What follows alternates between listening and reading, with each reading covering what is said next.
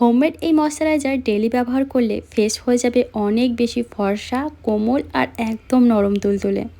তার জন্য নিতে হবে অল্প পরিমাণে হলুদ গুঁড়ো, অ্যালোভেরা জেল, আর এর মধ্যে দিয়েছি অল্প একটু নারকেল তেল। আপনারা যে কোনো ব্র্যান্ডের নারকেল তেল ব্যবহার করতে পারেন।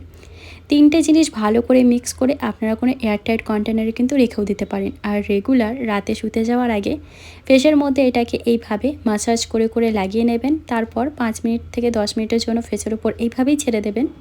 আর ফেসটাকে ভালো করে জল দিয়ে ওয়াশ করে নেবেন 10 মিনিট পর।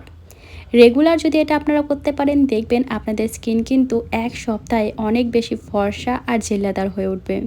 যদি বিশ্বাস না হয়, অবশ্যই এটা আপনারা বাড়িতে 1 সপ্তাহ টানা করে দেখবেন, তারপর রেজাল্টটা আমাকে কমেন্টে জানাবেন। আর এটা রিমুভ করার জন্য আমি কিন্তু এখানে একটা টমেটোর স্লাইস ব্যবহার করেছি, সেটা ভালো করে রাব করে নিয়ে তারপর কিন্তু জল দিয়ে এটাকে রিমুভ করেছি। বেস্ট রেজাল্টের জন্য কিন্তু এরকম করতে হবে।